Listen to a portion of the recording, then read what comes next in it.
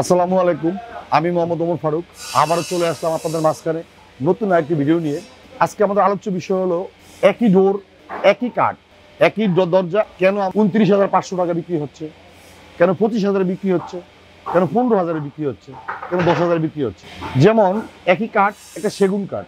সেগুন যেটা যশোরে জন্ম হয় সেটাও সেগুন, যেটা টাঙ্গাইলে জন্ম হয় সেটাও সেগুন, যেটা গাজীপুরে জন্ম হয় সেটাও সেগুন, যেটা চিটাগাঙে জন্ম হয় সেটাও সেগুন। শুধু মাটির যে ক্ষমতা, মাটির যে উর্বরতা, এই উর্বরতার কারণে এক এক জায়গার গাছ এক এক ক্ষেত্র বিশেষে এক এক ধরনের হয়ে থাকে। যেমন যশোরের যে সেগুনটা সেটার একটা কোয়ালিটি, টাঙ্গাইলের যে সেগুনটা সেটা একটা কোয়ালিটি, মধুপুরের যে সেগুনটা সেটা একটা কোয়ালিটি, প্লাস চিটাগাঙের যে সেগুন সেটা আরেকটা কোয়ালিটি। তো আমার প্রশ্ন হলো যে আপনি কেন একই কাঠ কেন আপনার 4-5 আইটেমে বিক্রি হয়? আপনি দেখবেন অনেকের ভিডিওতে একটা দরজার দাম মাত্র 10,000 টাকা, একটা দরজার দাম মাত্র 18,000 টাকা, আবার অনেকে একটা দরজা 29,000 টাকা বিক্রি করতে পারছে না। এটা অবশ্যই এটা একটা ভালো একটা রহস্য আছে এইটার ভিতরে। আজকে সেই রহস্যটা আমি উন্মোচন করার জন্য আজকে ভিডিওটা করা। প্রথমত কথা হলো, হরিণা নামে একটা জায়গা আছে, ওটা হচ্ছে চিটাগাঙের ভিতরে। ওর জায়গার নামই হরিণা, আর হরিণাকে হরিণা কাঠ বলা হয়, মানে হরিণার সেগুন। এখন বারমাটিক যে সেগুনটা হয় ওইটাও কিন্তু সেগুন, একই গাছ, ওইটাও কিন্তু একটা সেগুন গাছ।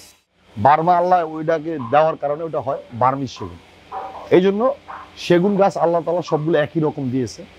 বরিশালের মাটির এত উর্বরতা কম, বরিশালের যে কোনো কাঠই আপনি ইউজ করেন না কেন ওদের টেম্পারেচার থাকে না। শুধু বরিশাল না, বাংলাদেশের 2-3টা জেলা আছে, ওদের ওই অঞ্চলের কাঠ আমাদের ডোরের কাজে কোনো কাজই লাগে না।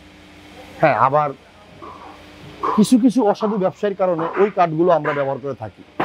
বরিশাল থেকে যশোর যায়, যশোর থেকে ট্যাক্সিল মেরে আমরা আবার আনতে হয়, কারণ আমরা তো ওইখানে যে বসে থাকি না। বর্তমান সিচুয়েশনে এগুলো হচ্ছে আর কি। আজকে আলোচ্য বিষয় হলো একই দরজা আপনার 4টা রেটে বিক্রি হচ্ছে কেন। মানুষ বলে সেগুন, যে আমি আপনাকে সেগুন দিয়েছি। অনেকে বলে আমি দোকানে, কিছু দোকানে আছে দেখা যাচ্ছে সেগুন ডোর বিক্রি হচ্ছে। আসলে সেই সেগুনটা কোথাকার? সেই সেগুনটা কি হরিণা? সেই সেগুনটা কি আপনার চিটাগাঙের? সেই সেগুনটা কি যশোরের? সেই সেগুনটা কি টাঙ্গাইলের? সেই সেগুনটা কি মধুপুরের? এগুলো অনেকে জাস্ট করে না। অনেকে জাস্ট না করার কারণেই বিভিন্ন প্রকার বিভিন্ন সমস্যা। আজকে আমার আলোচ্য বিষয় হলো যে একই দরজা কেন 4 রকমে বিক্রি হচ্ছে। চিটাগাঙের সেগুন কাঠ, সেটা ফুল চিটাগাঙি, সেটাও কিন্তু 3 রকমে বিক্রি হচ্ছে। এর ভিতরে মূল রহস্যটা হলো সেগুনের সার প্লাস উষার। তো একটা কাঠ মেচিউর আনমেচিউর, পার্থক্যটা এখানেই।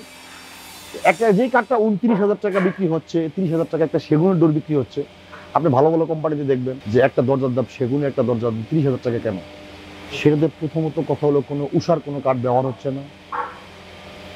থিকনেস পাকা ফোনে দুই কাটা হয়, দেড় থাকে, প্লাস কোনো প্রকার নার কোনো কাঠ ব্যবহার হয় না, প্লাস আপনার হলো ভিতরে 4 তক্তার ডোর হয়, আর সেটা অবশ্যই হরিণার মাল হয়। এটা অনেকেই জানে না। আবার যারা ভালো মানের ডোর চায়, কাস্টমার কিন্তু একটা সময় বিভ্রান্তিতে পড়ে যায় যে আমি একটা দরজা দেখলাম এই দোকানে একই ডোর, এটা চাইলো 29,000, এ চাইলো 16,000, এ চাইলো 12,000। এটা কারণটা কি?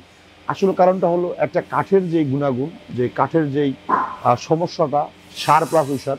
কিছু ডোর তৈরি হয় 60% ফল দিয়ে, 60% ফল, 40% সার।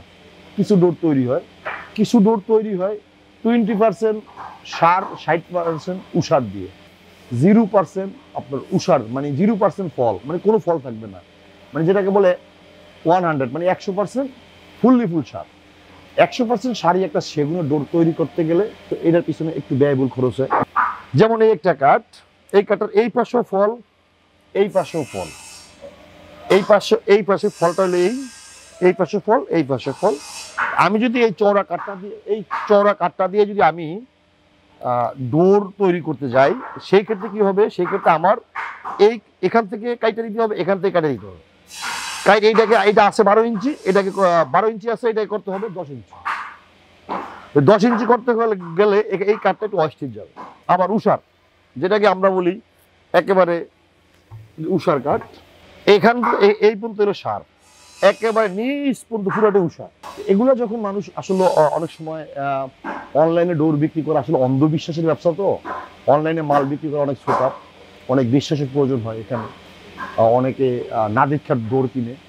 আমি বলবো না যে আপনি না দেখে আমার ডোর কিনেন, আমাদের এখানে সুযোগ আছে ইনশাল্লাহ, কোনো ফল থাকবে না। আপনি সম্পূর্ণরূপে ফিউর একটা ডোর নেবেন, মানে একটা ডোর নেবেন মেইন ডোরের জন্য। সেই ক্ষেত্রে আপনি আমার ফ্যাক্টরিতে আসবেন, আসার পরে আপনি কাঠ দেখবেন, আপনার ডোর তৈরি হওয়ার পরে আমাদের পলিশের আগে, রং করার আগে ডোরটা আপনি আমার থেকে বুঝে নেবেন, ওইভাবে আমরা আপনাকে বুঝে দিব ইনশাআল্লাহ। এটা আমার আশা। এই আশা ব্যক্ত রেখে আজকের মতন বিদায় নিলাম। দেখা হবে আবার নতুন কোনো ভিডিওতে। আসসালামু আলাইকুম।